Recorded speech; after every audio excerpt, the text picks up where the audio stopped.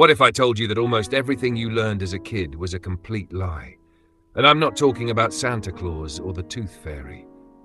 I'm talking about facts, scientific facts, facts that teachers, parents, and even textbooks have been spreading for decades, facts that you probably still believe right now.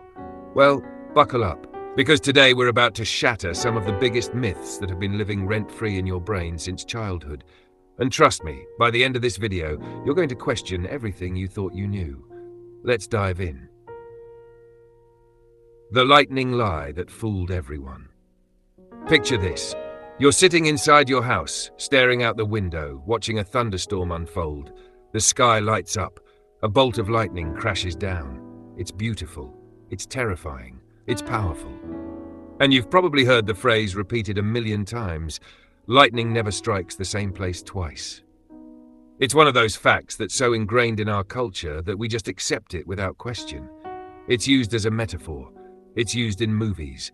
Heck, people use it to comfort each other during tough times. But here's the kicker. It's completely wrong. That's right.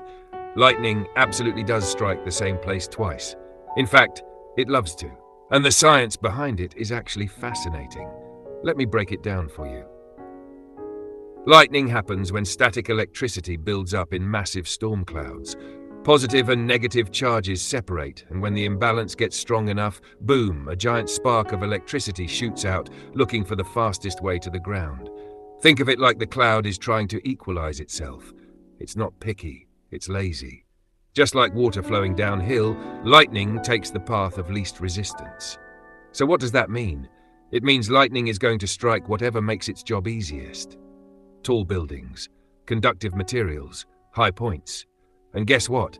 If something got struck once, it's probably the perfect target to get struck again. That's why every skyscraper you see has a lightning rod on top. If lightning really never struck twice, those rods would be completely useless after the first hit. Take the Empire State Building, for example. That iconic New York landmark? It gets struck by lightning 25 to 30 times every single year. Every single year. And that's just one building in one city. Now here's where it gets even more ridiculous. We've been using this myth as a motivational metaphor. You know the one. Someone's going through a rough time and you tell them, hey, don't worry, lightning never strikes twice. It's supposed to be comforting. But if we made that metaphor scientifically accurate, it would sound something like this. Hey, I know you're going through a lot right now, but just remember, some places never get hit by lightning, and some places get absolutely hammered, like 25 to 30 times a year. And since you already got hit once, statistically, you're probably going to get hit a lot more. So good luck with that. Not exactly heartwarming, is it? But here's the thing. This myth is not just wrong. It's the opposite of the truth. If something gets struck by lightning, it's because that spot is ideal for lightning to strike, which means it's way more likely to get hit again. So yeah, lightning doesn't care about being fair. It's just looking for the easiest route. Now, before we move on, drop a comment below and tell me, did you believe this myth? Because I guarantee most of you did. And hey, if you're enjoying this video so far, smash that subscribe button because we're just getting started. And trust me, the next fact is going to blow your mind even more. The oxygen epiphany that changes everything. Alright, let's talk about trees. You love them. I love them. We all love them. They're beautiful. They provide shade. They make oxygen. In fact, they're basically the heroes of planet Earth, right? We've been told our entire lives that trees are responsible for the air we breathe. Save the rainforest. Plant more trees. Trees are everything. But what if I told you that trees aren't as important as you think? Now hold on. Put down the pitchforks. I'm not saying trees aren't important. They absolutely are. But they're getting way more credit than they deserve. And the real hero of oxygen production, it's been right under our noses this whole time. Here's the deal. If I asked you right now, what percentage of the world's oxygen comes from trees, what would you say? 50%? 75%? Maybe even 100%? Well, here's the truth. Forests, including rainforests, only produce about 28% of Earth's oxygen. 28%. That's it. So where does the other 72% come from? The ocean. That's right. Tiny microscopic organisms in the ocean, like phytoplankton, along with ocean plants like kelp and algae, are responsible for the vast majority of the oxygen we breathe. These little guys are out there photosynthesizing like crazy, and we barely give them any credit. Think about it. The ocean covers more than 70% of the planet. Trees? Not even close. So when you really break it down, it starts to make sense. The ocean is massive, it's full of life, and it's quietly doing the heavy lifting while trees get all the glory. Now, I'm not saying we should stop caring about trees, but I am saying we need to start giving the ocean the respect it deserves. Because without it, we'd all be in serious trouble. And honestly, when you realize how much of our oxygen comes from microscopic ocean plants, it's kind of humbling. Here's a bonus fact for you. You know what else isn't what you think it is? The air you breathe. Most people assume air is mostly oxygen, right? Wrong. Air is actually about 78% nitrogen, 21% oxygen, and then tiny amounts of argon and carbon dioxide. So yeah, oxygen is important, but it's not even the main ingredient. Mind blown yet? Because we're not done. Stick around, because the next myth is one that has haunted people for years, and it involves spiders. The spider swallowing shame.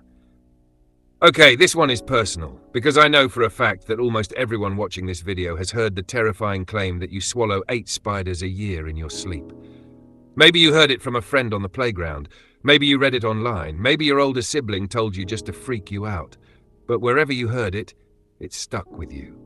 And let me tell you, when I first heard this as a kid, I was horrified. I started sleeping with my mouth clenched shut. I was paranoid. I could feel imaginary spiders crawling on me every night. It was a nightmare. But here's the good news. It's complete nonsense. Total fiction. A myth that refuses to die. Let's break down why this makes absolutely no sense, both from a spider's perspective and from a human's perspective. First, spiders. Most spiders that live in houses are either in their webs or hunting in areas where humans aren't. Your bed? Not exactly a spider's idea of a good hunting ground. There's no prey there, no reason for them to be there. But even if a spider somehow ended up near your bed, here's the thing. Spiders are terrified of sleeping humans. Why? Because we're loud. Not in the snoring way, although that doesn't help, but our breathing, our heartbeat, the tiny vibrations we create just by existing, all of that freaks spiders out. To a spider, a sleeping human is like a giant, unpredictable earthquake machine. They want nothing to do with us. Okay, but let's say hypothetically a spider did decide to be brave and crawl onto your face. And let's say by some miracle, you were sleeping with your mouth wide open. Even then, your body's natural reflex would not be to swallow it. You'd cough, you'd spit, you'd wake up swatting at your face. You wouldn't just gulp it down like a snack. So for this myth to be true, you would need a spider that's suicidal enough to approach you, a human who sleeps with their mouth open, and a reflex that completely fails.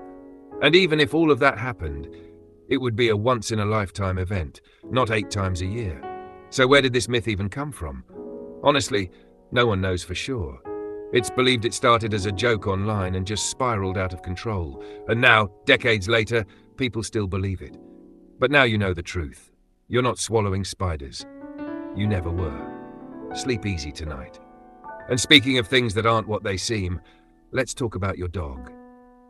The dog vision debacle. If you've ever owned a dog, you've probably thought to yourself, man, it's a shame my dog can only see in black and white.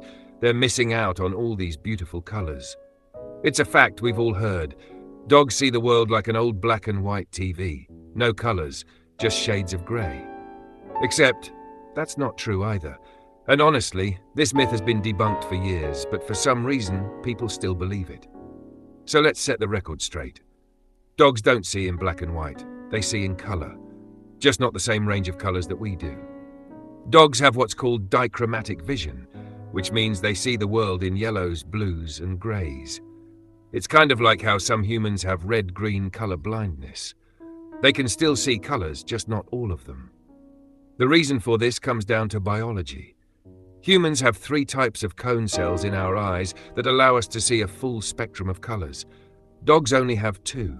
So while they're not seeing the world in full HD color like we are, they're definitely not stuck in a black and white film either. And here's a fun fact. There's actually a kids' TV show called Bluey, and the color palette was designed with dogs' vision in mind. The main characters are dogs, and the show uses blues, yellows, and greys prominently. It's a subtle nod to how dogs actually see the world. Pretty cool, right? So next time you're out on a walk with your dog, don't feel too bad. They're seeing plenty of beauty, just in their own unique way. Right. Curiosity beasts. We've just shattered 4 major myths that have been fooling people for decades. Lightning does strike twice. The ocean makes most of our oxygen. You're not swallowing spiders, and your dog isn't colorblind. If this video made you question everything, drop a comment and let me know which fact shocked you the most. And if you haven't subscribed yet, what are you waiting for? Hit that subscribe button, because we're feeding your curiosity every single day with mind-blowing content just like this. Until next time, stay curious, stay skeptical, and keep questioning everything. This is the Curiosity Beast, and I'll see you in the next one.